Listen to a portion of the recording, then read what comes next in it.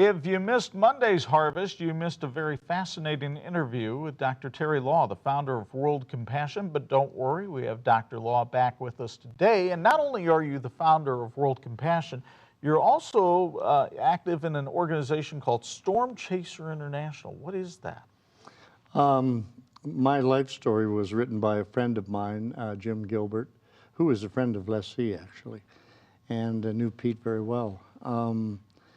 Jim prevailed on me after years of urging me to tell my story. I didn't want to do it, but I went ahead and did this story. And I wrote the book for university students. I'm a graduate of Oral Roberts University in Tulsa, and I wrote it for a sophomore at ORU. That was the idea that I had in my head. I didn't write it. Jim did the writing, but he told my story, but it was, you know, his way of telling my story. Sure. And his target was ORU. And the whole idea of Storm Chaser is that Jim and I, Jim works with me, we are the founders of Storm Chaser Foundation. We are in the business of inspiring young people to get out of their comfort zones and to go to the dangerous areas of the world to serve Jesus. In essence, that's a missions organization. We want them to be out confronting some of the things that I'm doing in my time and in my life. My son, Jason, is taking over World Compassion, and he is continuing on in the line that I have been for the last 45 years. Well, you've done a remarkable job. Your ministry has taken you within minutes of where ISIS is in the Middle East. As you look at the Middle East right now, we were talking before the interview right now about how fractious the Middle East is. And you said that really boils down to the fractions in Islam. Yes, the two main divisions of Islam. The first group in Islam, 80% of Muslims are Sunni. 20% of Islam are Shia. The main Shia nations in the Middle East are, number one, Iran. 99% of Iran, they've got 80 million people. 99% of Iran is Shia. And they have a different governmental structure than the Sunnis. Both Sunni and Shia proceeded from Muhammad, but they had a different governing principle. Shia believed that they were going to be ruled by direct descendants of Muhammad.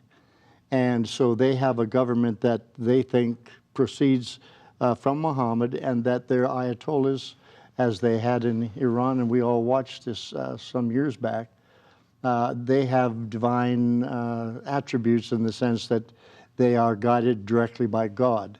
The Sunni are governed by government. They accept their leadership as elected, and the person who is most qualified, and that's how their leadership is derived. But the two groups have been fighting and are continuing to fight in the Middle East all the time. In fact, if you want to understand Middle Eastern politics, you got to understand that the two big players in the Middle East are Saudi Arabia on one hand with all its oil wealth, which is pure Sunni. Okay. Osama bin Laden was Sunni, et cetera, et cetera. Then on the other side you have Iran. And so America is playing politics with these two huge powers, and they don't get along with each other. They hate each other. In fact, almost every bit of strife in the Middle East, if you boil it down, like the destruction in Syria. 450,000 people have been killed in Syria in the last 3 years, and it's all Sunni Shia. And we don't hear that over here. We don't know what's behind it.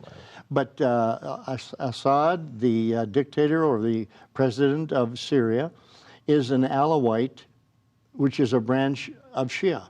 And that's why Syrians and Iranians are so tied and connected.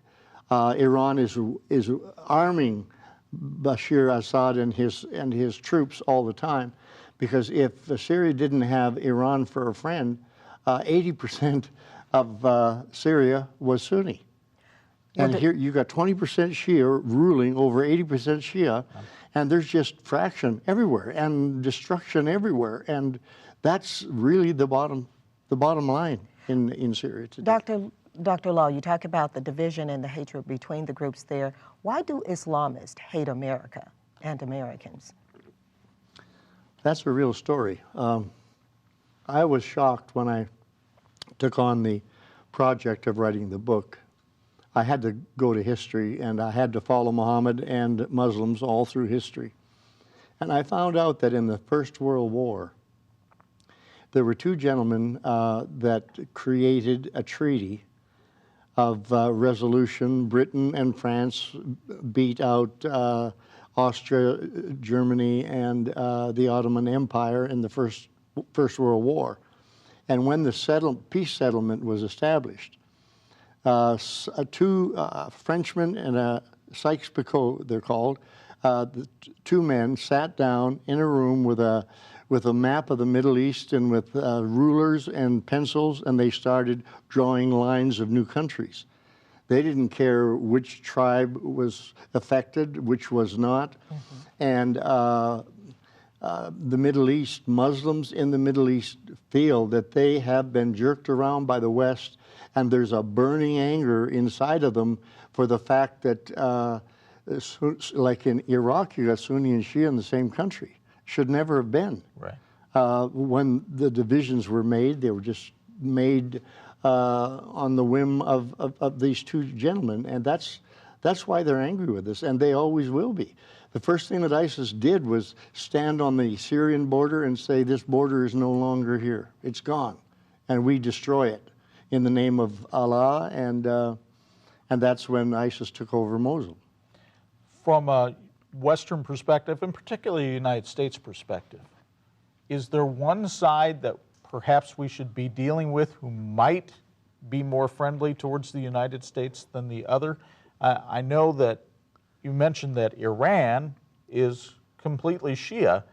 The U.S. just made a big agreement with Iran in terms of the nuclear arms, and a lot of people are very upset about it. One of the biggest mistakes we've ever made.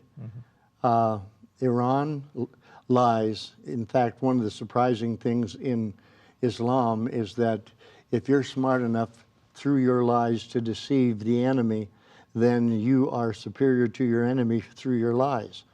And that's exactly what Iran is thinking about the agreement they've made with the United States. They don't intend to stay to that agreement at all. They will not. No question. Dr. Law, how did ISIS become so strong and so wealthy so fast?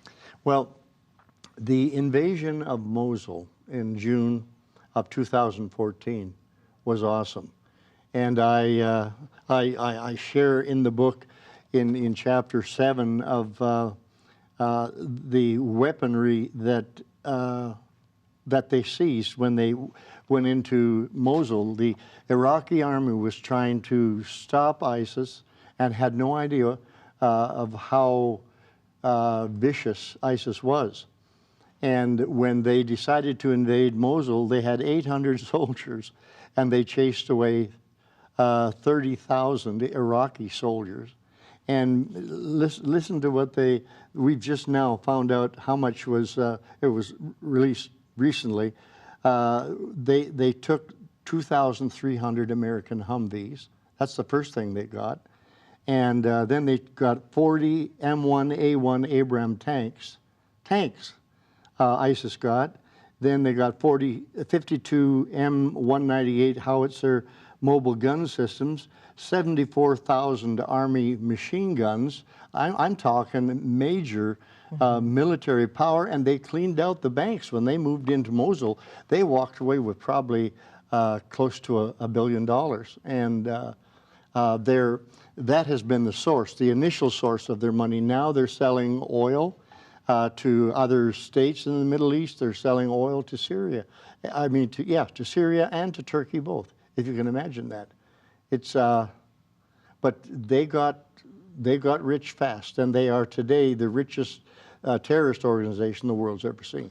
So in combating ISIS, what are things, you know, as Americans, often we feel hopeless in this kind of thing. We feel like the only thing that we can do is pray. And I know you would say prayer is a good thing, and that's something we should all do, but what else should we be doing?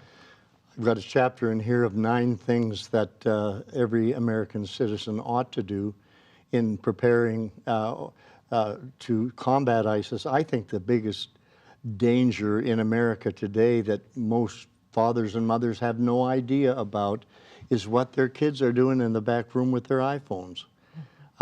90,000 posts a day are coming from ISIS into American television. They're on the internet.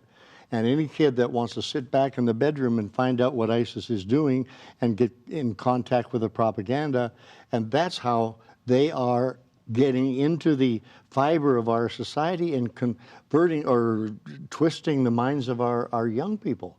And that's what is causing the lone wolf terrorism that we see across America. And probably the main reason I wrote this book is for people who are watching this program to understand that there are things they need to know. They need to know what their kids are watching on television, number one, and there are strategies to set up. We've got I put a whole bunch of them in here, but it'll take well, let me just turn here. Insist that the news media report the news honestly is one thing Christians should do. And you guys are in that business, and you understand how important that is. Educate yourself. We are telling Americans, educate yourself. Right. Read everything you can on ISIS. Find out what their strategies are. Another point, take pride in America's heritage, traditions, and values. That's really important. We are Americans, and we stand for something, and especially against ISIS. Number 4, don't only care about the victims of ISIS, care for them. We have put an idea in here of reaching into the Muslim community. I think this is what we have to do in America, because most of the Muslims amongst us are not war people. They don't want to fight. They just want to be left alone and peaceful. And invite them into our homes as Christians. Invite them to come to us, come with us to church. And there's various things we can do in that. Well, I'm not gonna make you tell everything in here. In fact, we want people to go get the book. So the book is entitled Unmasking ISIS. And to connect with Dr. Law, go to worldcompassion.tv, or if you can't remember that, go to our website, harvest-tv.com, for a link to Unmasking ISIS. We're back with more Harvest after this.